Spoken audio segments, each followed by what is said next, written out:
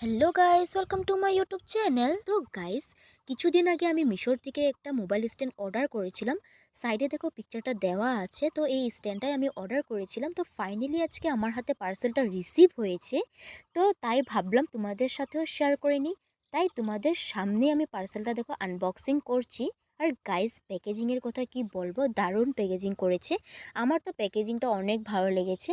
তো চলো এবার দেখার পালা যে সেম টু সেম পিকচারের মতন এসেছে কিনা না।